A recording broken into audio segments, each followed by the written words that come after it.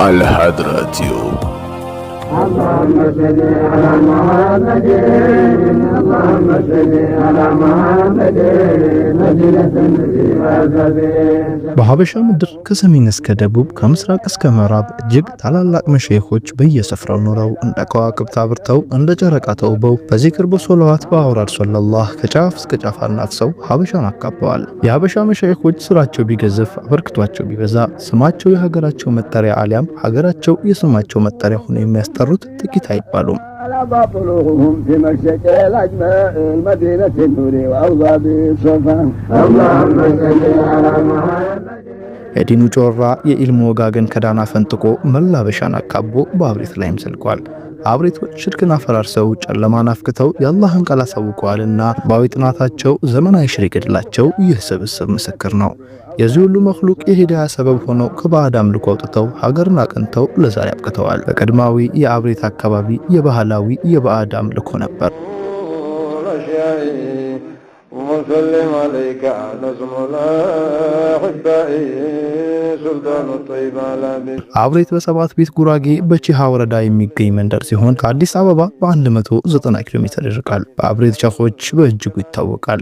የአብሬት ሸኾች አብሬትን እየተተካኩ ሚናቸውን እየለመከኩ ትውልድን በመቅረጽ ኖረውበታል። በቦታውና በነዋሪው እስከ ታሪክ ጫፍ የሚቆይ አበርክቷቸውን አሰርጸው አሳርፈዋል። እርግጥም መንፈሳዊ ንጉሶች ተደርገዋል። سلطان الطيب ولا تتركني في حزبي طغاتي فخذ بيده من تلك በህዝበ ጉራጌ እስልምና ከ500 ዓመታት በላይ ታሪክ ያለው ሲሆን በተለይም በኢማም አህመድ ዘመን እየበለጠ እንደተጠናከረ ይነገራል። ከኢማም ሁልፈት በኋላ አጤ ገላውዲዮስ ያጸፋ እርምጃ ሲከቡ ጉራጌ ላይ ጉልህ ክንዳቸውን አሳርፈዋል ይባላል። ከዚያን ጊዜ በኋላ በነበሩት 3 ክፍለ ዘመናት እስልምና በጉራጌ ከባድ ፈተናዎች ተጋርተውበት እንደነበር በታሪክ ተመዝግቧል። በብዙ አካባቢዎችም ሙሉ በሙሉ መጥፋቱን ድርሳናት አትተዋል።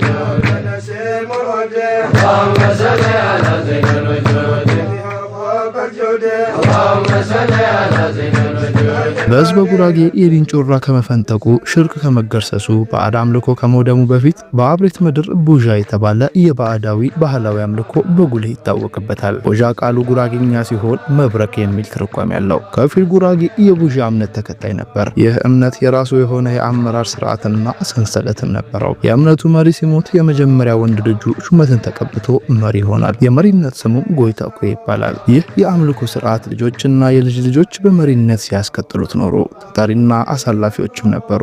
ሲወርድ ሲዋረድ የኃላፊነት ርክክቡ ከጅግጓሬ ጎይታኩ የደረሰ እሱም መሪነቱን ተረክቦ እንደ ሌሎች ሁሉ አገልግሎ በመጨረሻም ለህልፈት ቀረበ። እናም በትሩን ለልጁ ለንቅ ጎይታኩ ያስረከበ። አያይዞም ኑዛዜና አደራንም ተናገረ። ከልጆቹ አንዱ ወደፊት የእኛን ባህላዊ እምነት ይተዋል፣ አዲስና ሌላን እምነት ይከተላል። አደራ የዚያን ጊዜ እርሱን ማንም እንዳይተናኮለው በነጻነት የፈለገውን እንዲከተል መተው ነው። ይህ እስካልሆነ ድረስ ሙሉ ቤተሰቡ አደጋ ውስጥ ወዳቂ ነው በሚል ኑዛዜ ያከተሙ ምድርን ተሰናበቱ። ንቅ የጎይታኩ ኃላፊነቱን ያዘ፣ መሪነቱን ተረከበ። በህይወት ቆይታው ልጆቹንም ወለደ። ከልጆቹ መካከል በአንደኛው ላይ ግን ገና በህፃንነቱ እንግዳ ክስተት መስተዋል ጀመረ። የንቅ የጎይታኩ ባለቤት የቡዣ ክብረ በዓልን ሳምንታዊ፣ ወርሃዊ፣ ዓመታዊ ታዳሚና አክባሪ ነበረች። በዓሉን ታድማ የቀረበውን ቀማምሳ ትመለሳለች። ይህም በምታከናውንበት ጊዜ ጡት የሚጠባ ህፃኗ ፈጽሞ ያምጽ ነበር ይባላል። ህፃኑ በእንቢታው ጸንቶ በዚሁ ባህሪ ላይ አደገ። በጥንቅቅና ከፍ አለ። እንደ አባባሉ እወቅ ያለው በ40 ቀን ያውቃል ነውና ህፃኑ የእምነቱ ክብረ በዓላት በሆኑ ጊዜ ራሱን ማግለልና መገለል ጀመረ። በእቅፍ ውስጥ ሆኖ ባዕድ አምልኮን ሸሸ። ከማህበረሰቡ በመነጠል እድገቱንም ቀጠለ። የሁናቴ ንቅ የጎይታኩየን እንዲህ አሰኘ። ይህ ነው የአባቶቻችንን እምነት ትቶ ሌላ እምነት የሚከተለው እንዲሉ የህፃን ሁኔታ አስገደደ። ተደጋጋሚ ምግባሮቹ ለዚህ ንግግር ዳረገ። ግና የኑዛዜው ቃል አለና ተጻራው መቆምን አልፈለጉ። በሁኔታውም ቅሬታን አላሰሙም ነበር። ይህ ህፃን አድጎና ተመንድጎ በእስልምና ስሙ ሰይድ ኢብራሂም ተሰኘ። እስልምናን ከአብሬት አቆራኘ።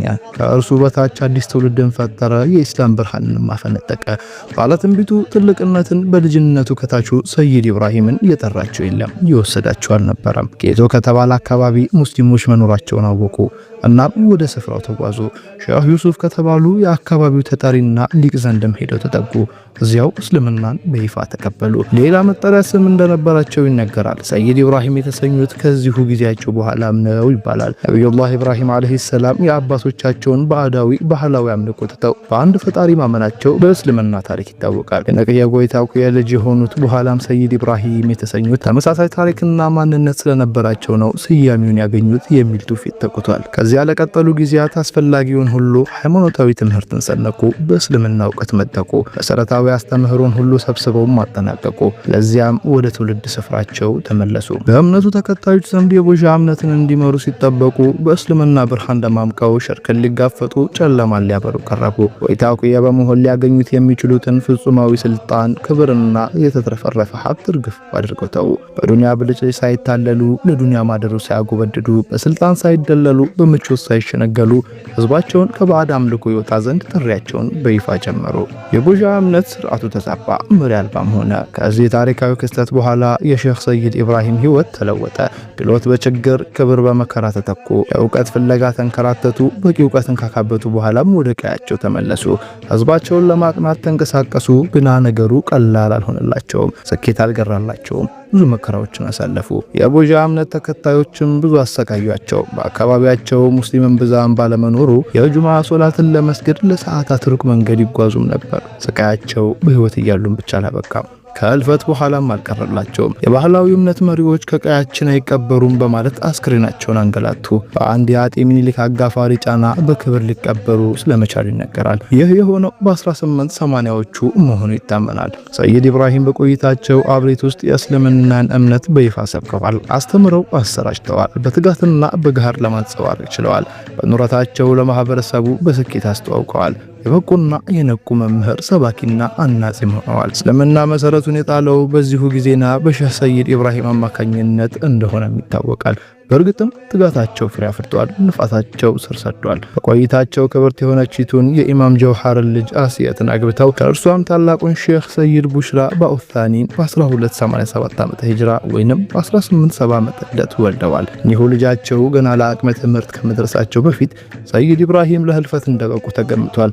ይህም ወደ 1880ዎቹ አካባቢ ይጠቃል። በአጠቃላይ 3 ወንድና 3 ሴት ልጆችንም ሰይድ ኢብራሂም አፍርተዋል።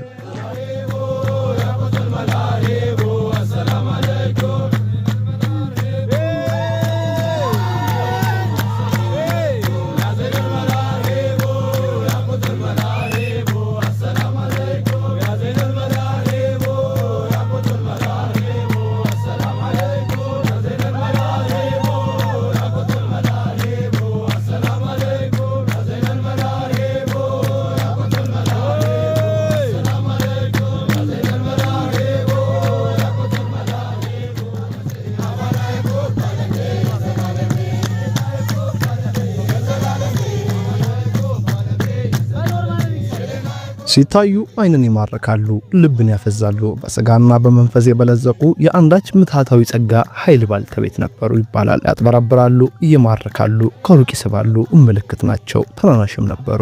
አዩንታን ይሸሻሉ። ገና ሲታዩ በማንም ይወደዳሉ፣ ያለ ቅራኔ ይፈቀራሉ።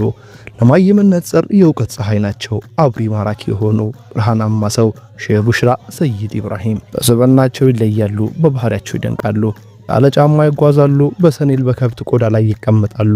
ለመጓጓዣነት ፈረስ ወይንም በቅሎና ሊያም አህያ ብለው ሳያማርቱ ይገለገላሉ። እንደ ኩብራኑ አልጋ ዘርጉ፣ ፍራሽ አንጥፉ ሳይሉ ሳር ላይ ይቀመጣሉ። እጅግ ተናናሽ ሰብአዊ ፀሐይ ነበሩ። በአስመሳይነት የተለከፉ አልነበሩም። ምንም የሌላቸው ድሆች፣ ጠያቂ የሌላቸው ምስኪኖችን ይወዳሉ፣ ይንከባከባሉ፣ በርህራሄም ይለግሳሉ። ሼህ ቡሽራ ከአባታቸው ሰይድ ኢብራሂምና ከእናታቸው ወይዘሮ አስየት ጀውሃር በ1870 ወይንም በ1287 ዓመተ ሂጅራ በጌቶ ጦርነት ወቅት በዕለተ ማክሰኞ በወርሃ ሻዕባን አስር አብሬት ውስጥ ተወለዱ። የላይኛው ዘር ተቋጥሯቸው ከነብዩ መሐመድ አለይሂ ሰላቱ ወሰላም ልጆችና ዘመዶች ከፋጡማና ከአልይ ድረስ ተያይዞ ይቆጠራል። ለወላጆቻቸው የበከር ልጅ ናቸው። ለአብሬት ኢስላማዊ ትምህርት ማዕከል መመስረት ተቀዳሚ ሚና የእርሳቸው ነው።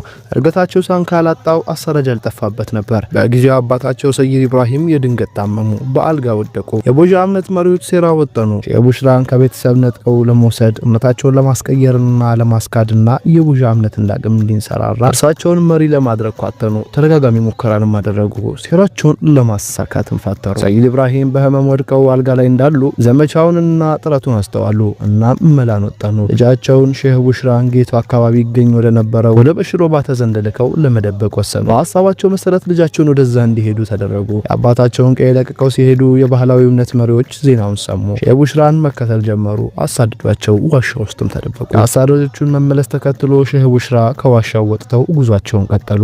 ወደ አጎራባች አካባቢም ደርሰው ተጠለሉ። ሼህ ቡሽራ ገና በልጅነት ገፈት ውስጥ ተሰደዱ። ለእውቀት ለእምነት በለጋነት አሳር ቀመሱ። ጌቱ አካባቢም ደረሱ። ከአባታቸው ወዳጅ ጋር ተቀማመጡ። እድሜያቸው ለትምህርት ሲደርስ ቅዱስ ቁርአንን ጨምሮ ሌሎች መሰረታዊ አስተምሮቶችን እዚያው ተማሩ። ቀጥለው ለአካያ እውቀት ፍለጋም ማተሩ። ሼህ አብደል ከሪም አልገቲ በሼህ ዑመር የሲባ ሼህ በሼህ ዑመር የወለነ ሼህ አማካኝነት በቂ ትምህርትን ቀሰሙ። የአካባቢው ጌት ከነበሩት ሼህ ወራቅ እንዲሁም ሼህ መሐመድ አወል ከተባሉ ከዋክብቶች ልዩ ልዩ የእውቀት አይነቶችንም ለቃቀሙ። ከጉራጌ አልፈው ወደ ሌሎች አካባቢዎችም ነጎዱ። ወደ ሁሉም አመሩ። የዳናን ማዕከልም መረገጡ። በዳና ማዕከልም ቀልጠው ሰመጡ። ሰላሙን አለይኩም ያ ሩሰዳና ሺሊላ መደድ ዱስር ሰይዲና ሰላሙን አለይኩም ያ ሩሰዳና ሰላሙን አለይኩም ያ ሩሰዳና ሺሊላ መደድ ዱስር ሰይዲና ሰላሙን አለይኩም ያ ሩሰዳና። ዳና ትናንትም ዛሬም ወደፊትም ቀንም ዘመንም ታሪክም ማንነትም ነው። ዳና የጠቢባን አምባ ነው። በዳኖች እንደገና ጎልቷል። ከአሉ ልህቀት በሚል እንድምታ ከፍታ ለሚል ትርጉማ የጠቢባን ተለዋጭ የስልጣኔ አፍ መፍቻ እንዲሁም ተመቻምቿል። በዳና ማዕከል የበቀሉ የታነጹ እንደ ሐረግ የተሳቡ በላ ኢትዮጵያን ያዳረሱ ብሔራዊ ምልክት ሀገራዊ ሊቅ ለመሆን የበቁት እልፍ አላፍ ናቸው። ሰላሙን አለይኩም ያ ሩሰዳና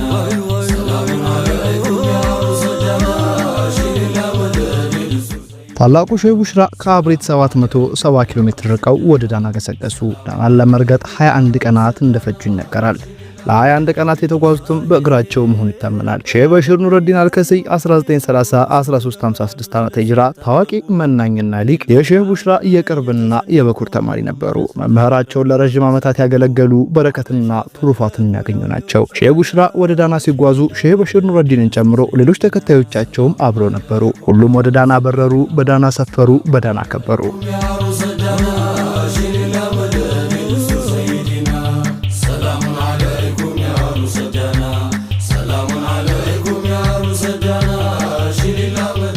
ሼህ ቡሽራ ከረጅም ጉዞ በኋላ ዳና ደረሱ። ታላቁን ፈለገ ብርሃን ዳንኤል አወልን አገኙ። በትኩስ ፍቅር ተገናኙ። ከዳንኤል አወል የቃድርያ የዚክርና የተርቢያ ጧሪቃን ተቀበሉ።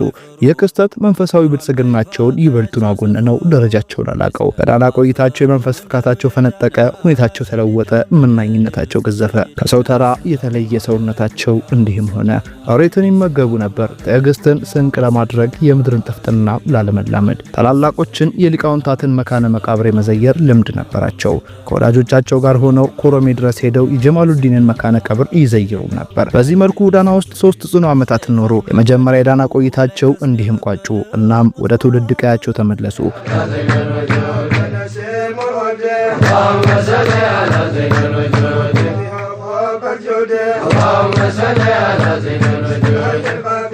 የዳናው ጀንበር አንድ ጸጋ ነበራቸው። እርሳቸውን ያዩ አብረው ለጥቂት ጊዜያት የቆዩ የእርሳቸው ምርኮኛ ይሆናሉ። ገጽታቸው፣ ስብዕናቸው አስደማሚ ነው። እርሳቸውን መለየትም በዚሁ ልክ ፈታኝ ነው፣ የማይቻልም ነው። የብዙ ሊቃውንታት አዚም ነበር ዳንኤል መለየት። ሼህ ቡሽራ ዳግም ወደ ዳና ተመለሱ። ለ2 ዓመታት ያክል ቆዩ። የዳናው ሼህ የሼህ ቡሽራን ሙሉ ብኩልነት አዩ። ለ5 ዓመታት ያክል በጽኑም ተከታትለው የደረሱበትን ከፍታም አስተዋሉ። ቀርበው አረጋገጡ። አውራድና ጧሪቃን ሰጡ። የመናገሻ ስፍራቸውን ጠቆሙ። እስከ ገደፉ መርቀው ሸኙ።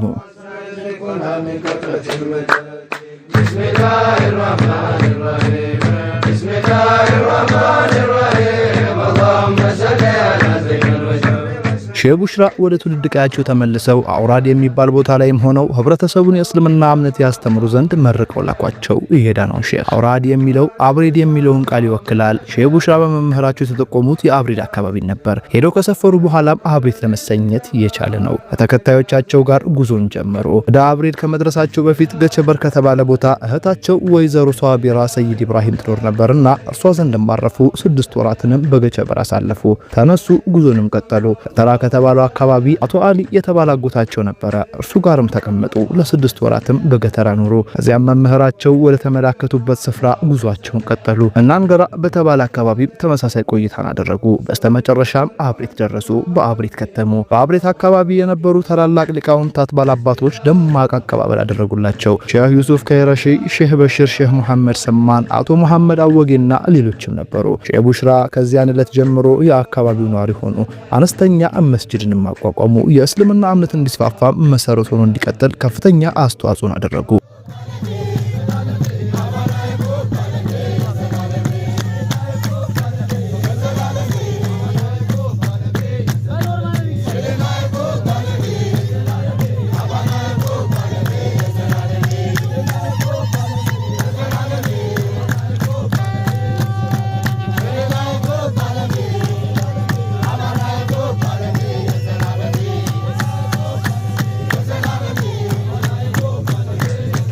መቼም ሁሌም ሚዳኖች ተጽዕኖ የሚቀርም ነው። ባለፉት ክፍለ ዘመናት በኢትዮጵያ የትኛውም አካባቢ የተደረገ እስላማዊ እንቅስቃሴ ሲጠና በአንድም ወይም በሌላ መንገድ ከዳና ጋር የተያያዘ ነው። በአብሬት ሊቃውንታት ሁለተኛው ዳግማዊ የሆኑ ሼህ ቡሽራ የኃላፊነት ርክክቡ በኦታኒ እየተባለ ይታወቃል። ዳግማዊ አብሬት ሆኑና መንበሩን ጨበጡ። የአብሬት የትምህርትና የስልጠና ማዕከል ዋና መስራች ለመሆን ቻሉ። በርካታውን አስተማሩ። እጅጉን ወደ ቅን ጎዳናም ተጣሩ። እያስከተሉ መሩ። የአካባቢው ሙስሊሞች በትጋትና ለመለሙ። እስልምና ለሰው ሁሉ ከፈቱ። ዘመናቸውን ሰው ስበው ማስገቡ። ህብረተሰቡን ጠቀሙ። አስተማሪ፣ መካሪ፣ ዘካሪ ሆነው አገለገሉ። በእውቀት በኩል የተሟሉ የተካኑ ነበሩ። ወዲህም በርካታ ተአምሮቶችን በገቢር የከሰቱ እጅግ የተከበሩ የሚታፈሩና የሚፈሩ ሆነው ኖሩ። ትውልድን ፈጠሩ። ሀገርን አጠሩ። እምነትን አጠነከሩ። በከፍታም ተጣሩ። ሼህ ቡሽራ ሲበዛ መንማኝ ዛሂድ ነበሩ። የመሰኬኑ ደስታና ተድላ የተገላገሉ ናቸው። ሲኖሩ አንዳች ጥሪት አልነበራቸውም። ሀብት አልገራላቸውም። አንድ ዕለት ይችን ዓለም እንዲህ ሲሉ አነጋግረዋል ይባላል። አንቺ ዱንያ ሆይ ልክ በእኛ እንዲህ አመስግነሽ እንደተጫወትሽ የሚመጣው ልጃችን ይጫወትብሽ ማለታቸው ይነገራል። ያልፈለጓት ቢሆንም እንዳንገለታቻቸው ግን አመላክተዋል። በሌላ መልኩ ልጃቸው ተቀዳሚ ጸሎትና ምስክርነትም ነበሩ። ልክም ነበሩ። አላህ ንግግርና ትንፋሻቸው በልጃቸው ላይ ሆነ አደረገው። ልጃቸው እንዲህ ነው ተብሎ በማይለካ በማይደካ መልኩ ተጫወቱባት። አጥረፍርፈው ለተከታዮቻቸው አደረሷት። አባታቸው ላይ እንደተጫወተች እየለገሱ ተጫወቱባት። ሼህ ቡሽራ እንዲህ ተጉ። ያለ ምድራዊ ደሞዝ አገለገሉ። ይምናን ከአካባቢው አገለሉ። እውቀትን፣ እምነትን፣ ፍቅርን፣ አንድነትን ተከሉ። ከአባታቸው ሰይድ ኢብራሂም የተለኮሰውን ችቦ በተጨበጠ መዳፋቸው አስቀጠሉ። በህይወት ዓለም ካበረከቷቸው አንኳር አሻራዎች መካከል በአሁኑ ወቅት እስከ 5 ሚሊዮን ተከታይ እንዳሉት የሚገመተው የአብሬት የትምህርትና የስልጠና ማዕከል መስራች ለመሆን ችለዋል። የዓመቱ በሂጅሪያ ቅማሬ በወርሃ ረጀብ 15 የሚከበረውን በመቶ ሺዎች የሚቆጠር ህዝብ የሚሳተፍበት የዝክረ መውሊድ ስነ ስርዓትም አበጅተዋል። በየትኛውም አካባቢ የሚገኝ የአብሬት ተከታዮች እየተገናኙ ዱዓና ዚክር የሚያደርጉበት ዘውትራዊ የዕለተ ማክሰኞ ሊቃ ልምድና ስርዓትን አደራጅተዋል። ቃድርያ የዚክር የተርቢያ ስልት በጉራጌ ምድር አስፋፍተዋል። ከመምህራቸው ከሼህ አህመድ ዳን እየተቀበሉትን በአካባቢያቸው በደሚቁ ለኩሰዋል። በለጋ ዕድሜያቸው ብዙ ስራዎችን አከናወኑ። ዘመን ተሻጋሪ ተጽዕኖንም አሳደሩ። በአባታቸው የተወጠነው የህዝብ ጉራጌ እስላማዊ አብዮት ጫፍ እንዲደርስም አደረጉ።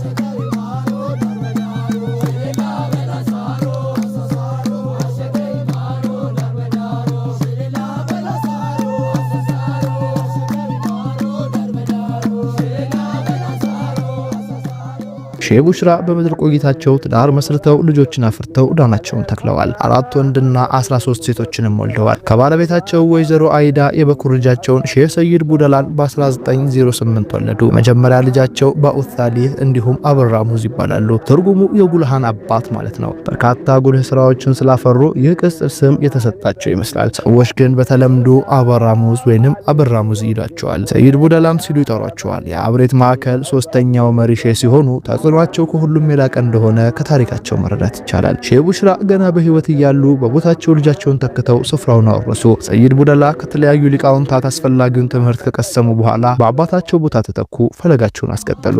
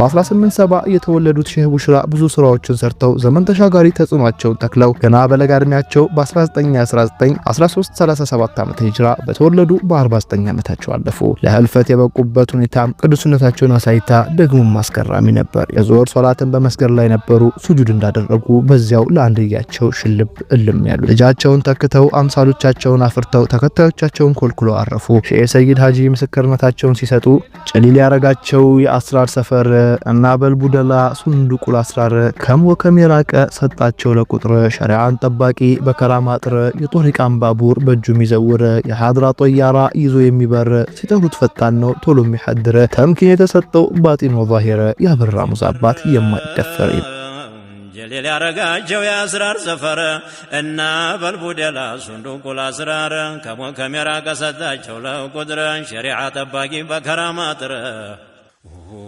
የጦሪቃን ባቡር በእጁ የሚዘውር የሐድራ ጦያራ ይዞ የሚበር ሲጠሩት ፈጣን ነው ቶሎ የሚያሐድር ተምኪን የተሰጠው ባጢን ወዛሂር ያበራ ሙዛባት የማይደፈር ነጀብ በአገር አብሬት የተቀባበለው የተሐድሶ ችቦ በሰይድ ኢብራሂም ለኳሽነት በሼህ ቡሽራ ተተኪነት ተቀጣጠለ። በልጅና በልጅ ልጆች እያለ ሰንሰለቱ እየተወራረደ ቀጠለ። ፍካትና ድምቀቱ፣ ሱፋትና ፍሰቱ፣ ሂደትና ውበቱ እንደገና እየናረ እያማረ ጉዞውን አቃና እስከ ዘመንታችም ደርሶ ነጋ።